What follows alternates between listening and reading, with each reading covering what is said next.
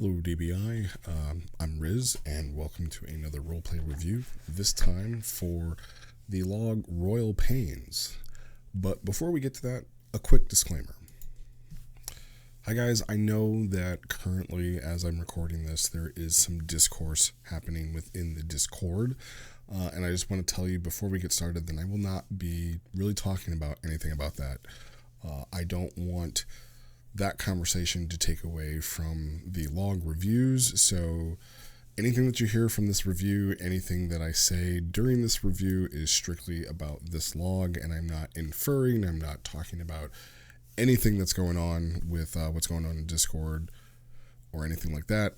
So please don't take anything from it other than what I say according to this log, and officially I won't be talking about it until we're all ready to come together as a group and as a community and settle things as I know that we can as mature adults. So without further ado, let's get into the log. And this log is, again, it's called Royal Pains, and it stars Jean, Saliath, Cordio, with a special guest appearance from Len. And for those of you who don't know, Len was a longtime character. I would say, looking at this log, Len is like second generation roleplay, right? Myself, Eichenbahn, Lai, Genesis or Nigmus, all kind of like Gen 1s, right? The OGs. We've been here for a very long time. And then when we had like a new resurgence of new role players, Len is one of the ones that stuck around the longest. Len, Zote, I'm trying to think if there's anybody else off the top of my head, but just kind of like Gen 2s. And then I would say like the new resurgence of role players, we would call them Gen 3s. So it's kind of fun to see, you know, the new kid now interacting with the new kids, and just seeing those two generations kind of clash. And when Len kind of came back around, I was really excited to see their character kind of come back. So yeah, Len's in here.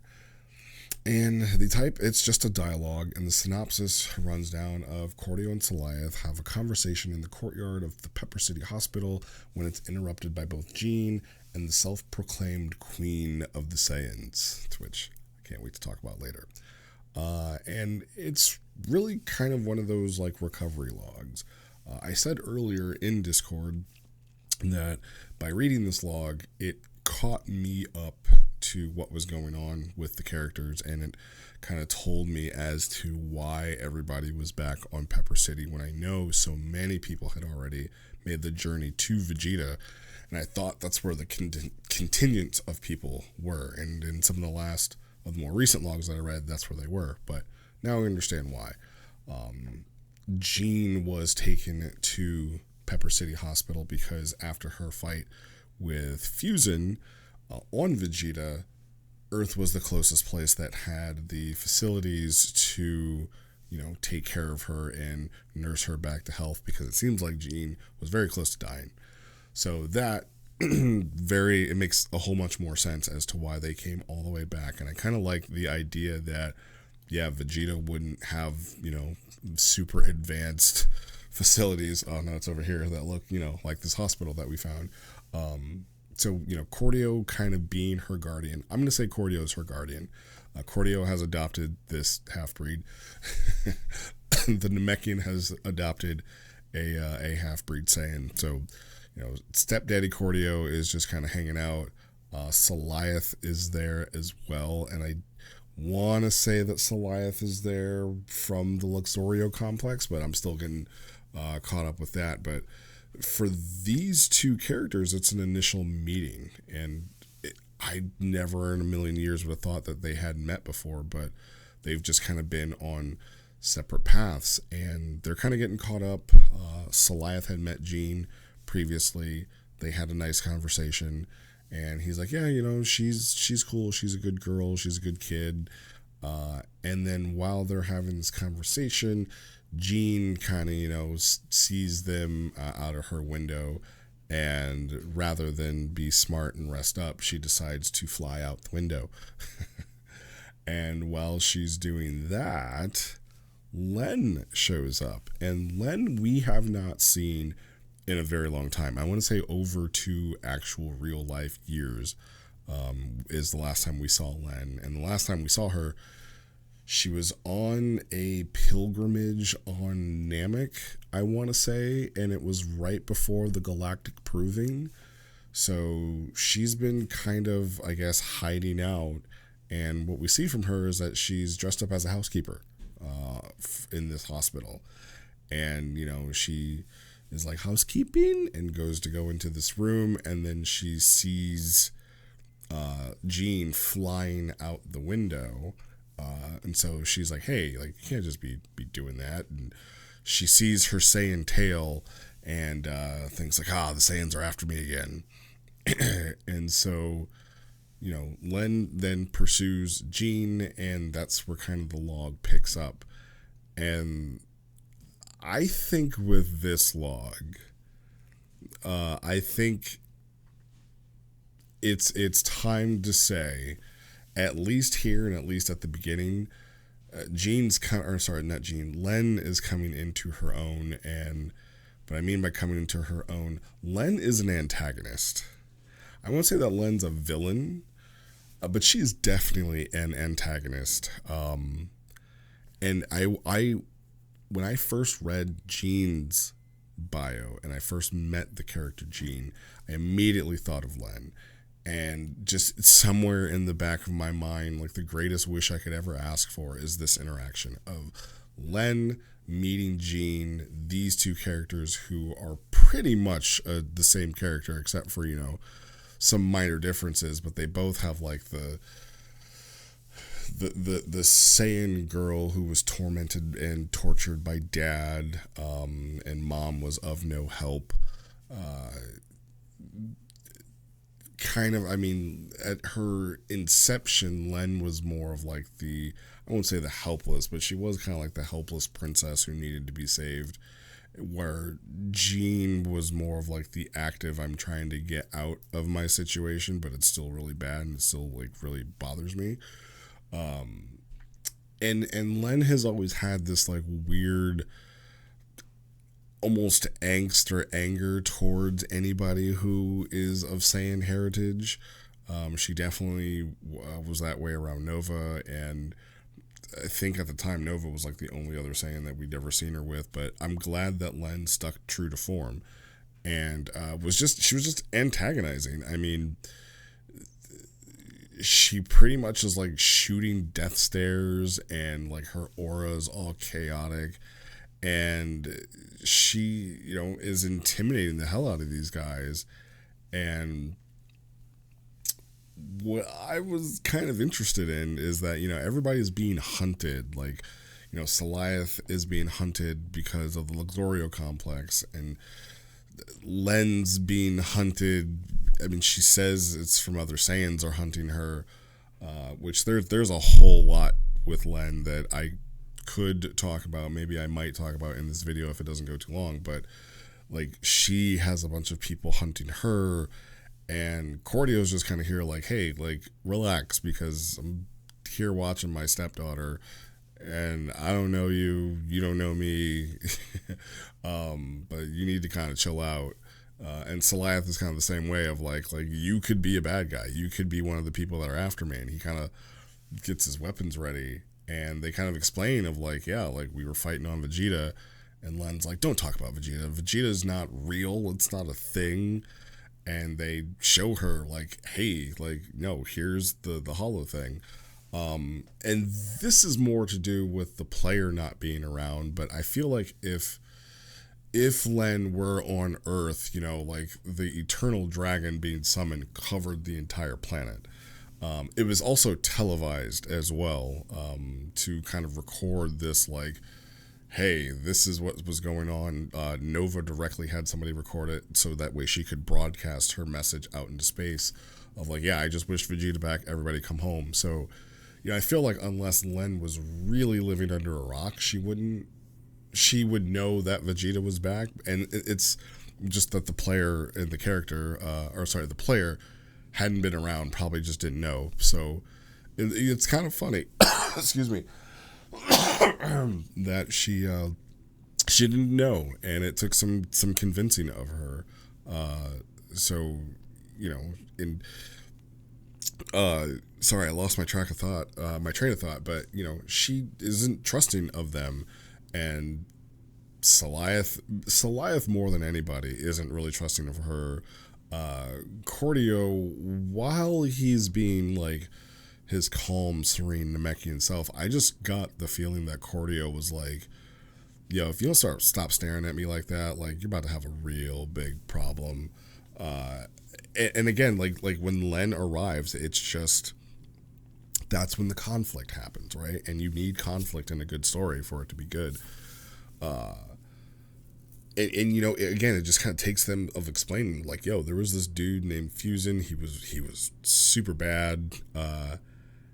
And for Jean, when Len is getting kind of like to the point where like I'm going to kill you all, Jean shuts off, and like a part of me understands why, like because whatever connection between her and Fusen, it's like he's still scaring her. And the last, I want to say the last log I read was the big log where they freed Jean, and you know she reconciled with her dad and kind of put like a nice little cap on that past trauma.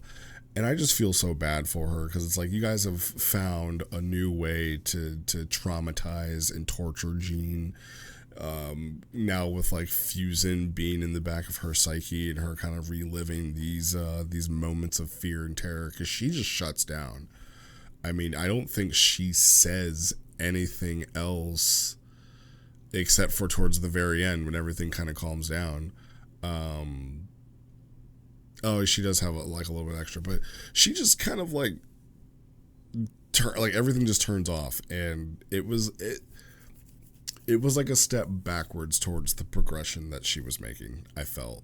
And honestly, man, Saliath, I don't know how it didn't come to blows. Like I love that this arrogant, like, royal, like, pops up out of nowhere and starts like just demanding things from, I mean, you guys are all the same power levels, you know, relatively, all around the same skill level if you want to. I would say here, so between this group, Saliath probably has the most. No, he does have the most combat training.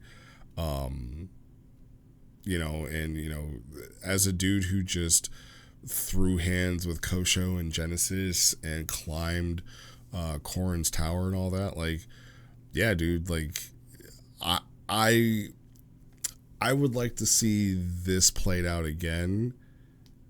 And I feel like if Len were just a unnamed NPC, it would have gone very differently. That's just how I personally feel. Like, I feel like he would have just not put up with it, and you know, or maybe he has a good reason for not to. But man, I was really hoping that like it was just about to come to that, but it didn't. And you know, Jean kind of was like, so yeah, we convinced you that Vegeta's back. Here's proof. Saliath even like shows her. I want to say he shows her like a holo recording of like, yeah, here's Vegeta. I was just there. I'm going back there in a couple days. And then, you know, Len kind of lightens up and explains how she's from a royal family, and you know, she's royalty. And pretty much, you know, after they kind of get through their introductions, she just says like, yeah, I'm the queen of Vegeta, like, because I'm royalty, I'm Vegeta's queen. And to that sentiment, I will love to see how this plays out. I would love to see how this plays out. I mean, I have so many thoughts that I'm going to keep to myself about it. And not because, you know, I don't want to upset anybody. I just want to see how this plays out, both as an admin. And kind of the reason why I picked up this log was because when it finished, the ending, so many people like reached out, like 3 or 4 people reached out to me and showed me this last sentence. Excuse me. And I am going to talk about it a little bit. So it's the very last post that Len does, and they're kind of like just asking her like, hey, like did you work here? Like why are you here, you know? And she's like, yeah, I did used to work here. And she addressed her scrubs. She's like, but I don't have need for this charade now that I'm not in hiding. That's another thing. So now that Vegeta's back, in Len's mind, Nova killed Urakoga, took Urakoga's Dragon Balls, and used those to wish Vegeta back. To which, what an assumption to make. And so she puts on her proper clothing, and she's like, I'm done. I don't need to pretend to be here. I don't need to go in hiding because Urakoga and all the people who are chasing me are gone. And she said she needs to go back to training anyway. And then in the green text, it says, she flew off into the distance with one focus in mind, becoming strong enough to make Nova kneel. And, pretty much they all agreed to go to Vegeta together because they are going back. And, because of some of the things that we're kind of working out and retconning with it, it's the Empire, but really nobody knows what Empire it is. And yeah, like that's kind of how the log ends. And, after what was seemingly like going to be a confrontation, cooler heads prevailed, and everybody was like, yeah, okay, so, there's no need to fight, there's no need to be so hostile, like Vegeta actually is back, and we're actually going to go there. And the queen demands that they take her. And everybody kind of just is like, okay, so like, do we call you Your Highness? What's going on? And we all, I'm not going to go there, but they all agreed to pack up once everybody's healed and go back to Vegeta. And you know what? For what it is, I like the log. This is one of those logs, in like same thing with the one with Gene and Saliath where they like go shopping and everything. This is one of those logs that just kind of lets the story breathe a little bit, right? And to let the characters kind of have like a moment before we jump back to back to saving the world. And there was something in here where I want to say it was Cordio that says like, yeah, Hypo's back on Vegeta, and no, it's Saliath. Yeah, it's Saliath say, hey, they're back on Vegeta. The Empire is coming, and Hypo's there all by himself. And whether or not, because Saliath doesn't know Nova, I don't think Saliath has ever met Nova. Whether or not he knows that Nova's there, like there's still people on Vegeta, guys. Like Hypo is not on this barren planet and he's the only person like I Am Legend. Like there are other people there. And there are other people who are capable of helping and assisting. So I just thought that was a little weird. That's my one little nitpick for this log of like, he's not on the planet by himself. There's people there. There's capable people there. There's people who are as capable as Hypo, if not, more so. And I'm not saying that there's people who are, tier 4 or stronger, but if it came down to it and you guys didn't make it there, he would not be fighting this by himself. That's all I'm saying. But other than that, yeah, like I thought, again, I feel like Len is a perfect antagonist. Definitely somebody that everybody on this crew should have second thoughts about, or at least worry about a little bit.